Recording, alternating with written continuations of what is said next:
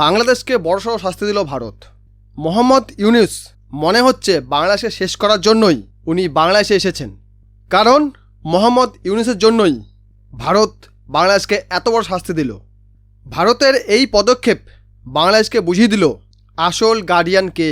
ভারতের এই পদক্ষেপ একদম সঠিক সময়ে এসেছে। ভারতের এই পদক্ষেপে কতটা ক্ষতির মুখে পড়বে বাংলাদেশ। নমস্কার বন্ধুরা, আমি দীপঙ্কর রায়, আর আজকের ভিডিওতে আমি আলোচনা করব বাংলাদেশকে এত বড় শাস্তি কেন দিল ভারত। আপনি যদি আমার চ্যানেল নতুন হয়ে থাকেন তো প্লিজ চ্যানেলটিকে সাবস্ক্রাইব করে আমার পাশে থাকুন এবং পাশে থাকা বেল আইকনটিকে প্রেস করে দিন, যাতে আমার ভিডিও নোটিফিকেশন আপনি পেয়ে যান সবার আগে। বেশ কিছুদিন আগে মোহাম্মদ ইউনূস চায়না ভিজিটে গিয়েছিলেন। ওখানে গিয়ে তিনি শি জিনপিংয়ের সঙ্গে দেখা করেন, ওখানকার বিদেশমন্ত্রীর সঙ্গে দেখা করেন এবং উনি ভারতের নর্থ ইস্ট রিজনকে ল্যান্ডলক বলে দাবি করেন। শুধু তাই নয়, উনি ভারতের নর্থ ইস্ট রিজনকে ল্যান্ডলক কান্ট্রি বলে বসেন। সেই সঙ্গে উনি বলেন নর্থ ইস্টে পৌঁছতে গেলে একমাত্র উপায় হচ্ছে বাংলাদেশ, কারণ বাংলাদেশই হলো এই এলাকার গার্জিয়ান। এর জবাবে ভারত অ্যাকশন নেয়। ভারত বিশাখাপত্তনমে একটি কৌশলগত নৌসেনা ঘাঁটি তৈরি করার সিদ্ধান্ত নেয় এবং বাংলাদেশকে দেওয়া ট্রানজিট ফেসিলিটি ক্যান্সেল করে দেয়। ভারত এতদিন নিজেদের মাধ্যমে নেপাল, ভুটান, মায়ানমারে যাওয়ার সুযোগ দিত বাংলাদেশকে, সেটা কেড়ে নিয়েছে। এই ব্যাপারটাকে বলা হয় ট্রানজিট ফেসিলিটি, অর্থাৎ যে দেশের সঙ্গে চুক্তি থাকবে সেই দেশ ভারতের মাটি ব্যবহার করে অন্য দেশের সঙ্গে ব্যবসা বাণিজ্য করতে পারবে, যেটা বাংলাদেশ এতদিন করছিল।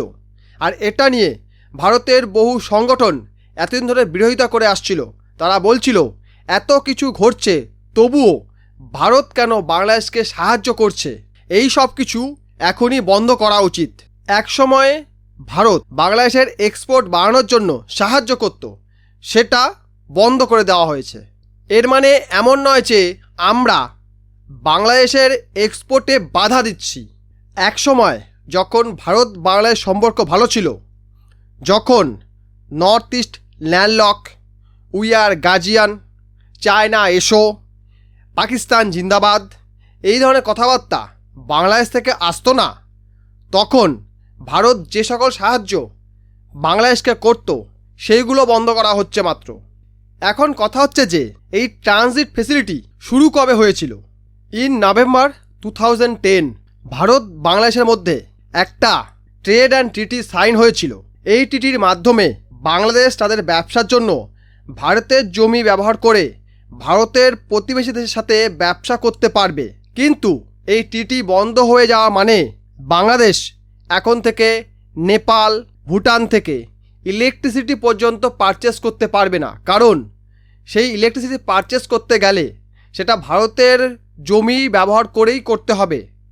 ভারত যদি ট্রানজিট ফেসিলিটি বন্ধ করে দেয় তাহলে বাংলাদেশের কোনো গাড়ি বা যানবাহন যেমন ভারতে ঢুকবে না, সেরকমই ভারতের জমিও তারা ব্যবহার করতে পারবে না নিজেদের ব্যবসা বৃদ্ধি করার জন্য। অর্থাৎ বাণিজ্যের জন্য কোনো রকম জমি ব্যবহার তারা করতে পারবে না। কার জমি? ভারতের জমি।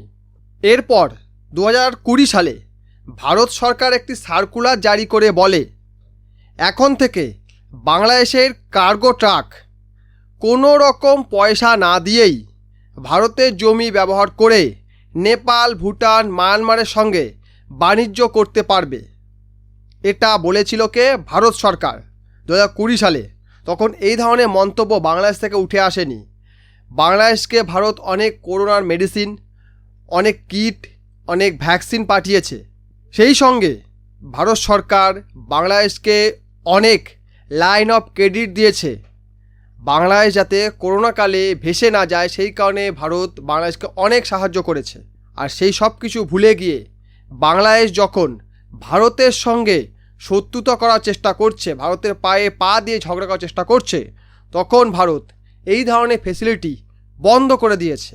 এখনই যে বললাম কোনো রকম পয়সা না দিয়ে বাংলাদেশি কার্গো ট্রাক ভারতের জমি ব্যবহার করতে পারবে, মানে হচ্ছে 2010 সালে যখন প্রথম ট্রেড অ্যান্ড ট্রিটি সাইন হয়েছিল, ওই সময় বাংলাদেশের ট্রাক ভারতে তো ঢুকতো, কিন্তু তারা ইন্ডিয়ান কাস্টমসকে টাকা দিত, ফিস পে করত, কিন্তু 2020 সালের পর থেকে সেই ফিসটা পর্যন্ত মুকুব করে দেওয়া হয়। অর্থাৎ বিনা পয়সায় কোনো খরচ না করেই ভারতের জমি ব্যবহার করে নেপাল, ভুটান, মায়ানমারের সঙ্গে তারা বিজনেস করত। এখন বহু মানুষ বলবেন বাংলাদেশের সঙ্গে তো মায়ানমারের বর্ডার রয়েছে, তারা ভারতের জমি ব্যবহার করবে কেন? কারণ মায়ানমারের সঙ্গে বাংলাদেশের যে বর্ডারটা লাগে সেটা কিন্তু আরাকান আর্মির দখলে, কাজেই ওখান থেকে ট্রেড করা অত সহজ নয়। তাই তারা ভারতের নর্থ ইস্ট স্টেটের মাধ্যমে মায়ানমারের সঙ্গে যোগাযোগ স্থাপন করে এবং তারা ব্যবসা বাণিজ্য করে। শুধু বাংলাদেশে জামাকাপড় বিক্রি করে তাই নয়, সেই সঙ্গে মায়ানমার থেকে চাল রপ্তানি করে, খাদ্যশস্য রপ্তানি করে, সেটা কিন্তু বন্ধ হয়ে গেল। মানে যেমন বাংলাদেশ থেকে কিছু যাবেও না, সেরকম সে দেশ থেকে কিছু আসবেও না। মানে পুরোপুরি বাংলাদেশের সঙ্গে বাণিজ্য বন্ধ করার সিদ্ধান্ত নিল ভারত। সেই সঙ্গে 2015 সালে ভারতের সঙ্গে বাংলাদেশের একটি ট্রিটি সাইন হয়। সেখানে ভারত সরকার বাংলাদেশকে পারমিশন দিয়েছিল, তোমরা আমাদের এয়ারপোর্ট, সিপোর্ট ইউজ করে তোমাদের দ্রব্য বিদেশে পাঠাতে পারো। কিন্তু 2024 সালে যখন ইউনিস সরকার বাংলাদেশে এলো, তখন আমরা কি দেখলাম? তারা মালদ্বীপ হয়ে তাদের পণ্যগুলি বিভিন্ন দেশে পৌঁছে দিচ্ছে, কিন্তু তারা ভারতের পোর্ট ব্যবহার করছে না। এই কারণে ভারত দেখলো তারা যখন আমাদেরকে প্রফিট দিতে চাইছে, তাহলে আমরা কেন তাদেরকে প্রফিট দেব?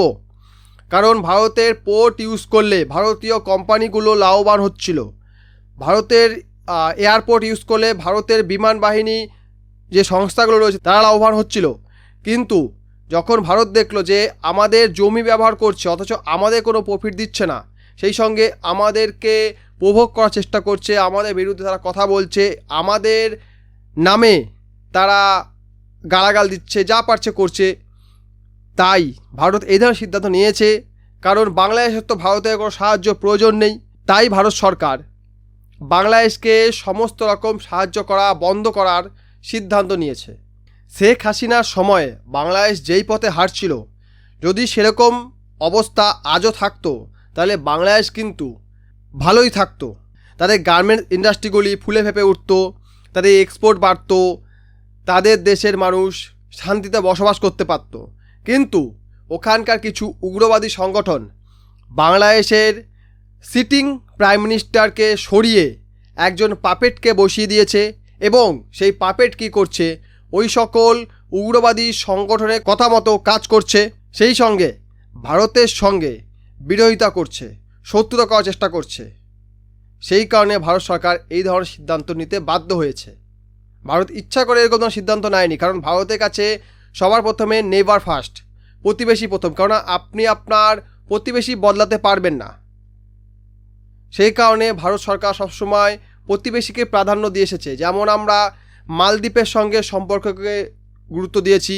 মালদ্বীপ বর্তমানে চুপচাপ হয়ে গেছে, তারা বুঝে গেছে যে ভারত ছাড়া আমাদের গতি নেই, তাই ভারতের সঙ্গে পায়ে পা দিয়ে ঝগড়া করে লাভ নেই, তাদের সঙ্গে তাল দেওয়াটাই বুদ্ধিমানের কাজ। তাই তারা ভারতের সঙ্গে সম্পর্ক ভালো করার চেষ্টা করছে, তাই তারা ভারতের কোনো ম্যাটারে নাক গলাচ্ছে না এবং ভারত কি করছে না করছে সেই ব্যাপারে কোনো কথাবার্তা বলছে না। সেই সঙ্গে শ্রীলঙ্কা একসময় দেউলিয়া হয়ে গেছিলো, ব্যাংকারাপ্ট হয়ে গিয়েছিল, তারপরেও ভারত কিন্তু তাদেরকে সাহায্য করেছে। ভারত কিন্তু শ্রীলঙ্কাকে যথেষ্ট পরিমাণে সাহায্য দিয়েছে। তার বিনিময়ে আমরা দেখেছি বেশ কিছুদিন আগে যখন প্রধানমন্ত্রী মোদি শ্রীলঙ্কা ভিজিটে গিয়েছিলেন, বিমস্টেক থেকে উনি ডাইরেক্ট শ্রীলঙ্কা এসেছিলেন, ওখানে যখন উনি গেলেন তখন ওখানকার যে বর্তমান প্রেসিডেন্ট বা প্রাইম মিনিস্টার যাই হোক, উনি ঘোষণা করলেন শ্রীলঙ্কার মাটি ভারতের বিরুদ্ধে ব্যবহার করা যাবে না, ভারত আমার সবচেয়ে আপন বন্ধু, আমার বড় ভাই। এই ধরনের কথাবার্তা শ্রীলঙ্কার প্রেসিডেন্ট বলেছেন। এই ধরনের মন্তব্য যদি বাংলাদেশ থেকেও আসতো, আমার মনে হয় বাংলাদেশ সবচেয়ে লাভবান হতো। কারণ বাংলাদেশের জিওগ্রাফি এমন জায়গায় রয়েছে যেটা ব্যবহার করে ভারতের সঙ্গে তারা বাণিজ্য শুধু নয়, সেই সঙ্গে কানেক্টিভিটি উন্নত করতে পারত। কারণ আমরা সকলে জানি বাংলাদেশের যোগাযোগ ব্যবস্থাও ভারতের মতো অতটাও ভালো নয়, ওখানে সড়ক পথ এবং রেলপথ অতটাও উন্নত নয়, কারণ ওখানে অসংখ্য নদীনালা রয়েছে, ওখানকার ইনফ্রাস্ট্রাকচার অতটাও ডেভেলপ নয়। সেটা তারা ভারতীয় বিভিন্ন কোম্পানির সঙ্গে টাই আপ করে বিভিন্ন ট্রিটির মাধ্যমে সেটা তারা উন্নত করতে পারত, ভারত থেকে লোন নিয়ে তারা সেটাকে ডেভেলপ করতে পারত। কিন্তু তারা সেগুলো না করে ভারতের বিরুদ্ধে বিষ উগলানোর চেষ্টা করছে, যার পরিণাম হবে মারাত্মক। আর এর জন্য দায়ীকে বাংলাদেশের মধ্যে লালিত পালিত হওয়া ভারত বিরোধী মনোভাব, সেই সঙ্গে চায়নার সঙ্গে বেশি পরিমাণে এঙ্গেজ হওয়া, পাকিস্তানকে বেশি পরিমাণে বাংলাদেশের ইন্টারনাল ম্যাটারে ইনভলভ করা। পাকিস্তান কিন্তু চাইছে না যে বাংলাদেশের মধ্যে ঢুকতে, কারণ পাকিস্তান নিজেই জর্জরিত, নিজেই তারা অশান্তিতে ভুগছে, তাদের দেশে কোনো কিছু ঠিকঠাক চলছে না, ইনফ্লেশন হাই, কাজকর্ম নেই, রোজগারপাতি নেই, তাদের আর্থিক অবস্থা খুবই খারাপ। এই সময় দাঁড়িয়ে পাকিস্তান কখনোই চাইছে না বাংলাদেশের মধ্যে ঢুকতে, কিন্তু বাংলাদেশ জোর করে পাকিস্তানকে তাদের দেশে ঢোকানোর চেষ্টা করছে। কারণ যে দেশটা খেতে পায় না সে দেশটা কী করে বাংলাদেশকে খাদ্যশস্য এক্সপোর্ট করে? এটা কখনো সম্ভব নয়। কিন্তু বাংলাদেশ কি প্রচার করছে? আমরা পাকিস্তান থেকে পেঁয়াজ কিনছি, আমরা পাকিস্তান থেকে চাল কিনছি, আমরা পাকিস্তান থেকে গম কিনছি, এই ধরনের প্রচার বাংলাদেশ করছে। পাকিস্তানের থেকে বেশি বাংলাদেশ করছে, কারণ পাকিস্তান বুঝে গেছে ভারতের সঙ্গে পায়ে পা দিয়ে ঝগড়া করে আমাদের কোনো লাভ হবে না। আমরা যে পিও করে লাফালাফি করছি সেটা হয়তো ভারত একদিন কেড়ে নেবে। সেই সঙ্গে বাংলাদেশের চট্টগ্রাম রিজনটা হয়তো চলে যাবে, কারণ বাংলাদেশ যেভাবে লাফালাফি করছে এটা হতে বাধ্য, কারণ এটা হতেই হবে, না হলে ভারতেরই ক্ষতি হবে। ভিডিও লাইক করবেন, কমেন্ট করবেন, শেয়ার করবেন, চ্যানেল সাবস্ক্রাইব করবেন। ভিডিও দেখার জন্য অসংখ্য ধন্যবাদ।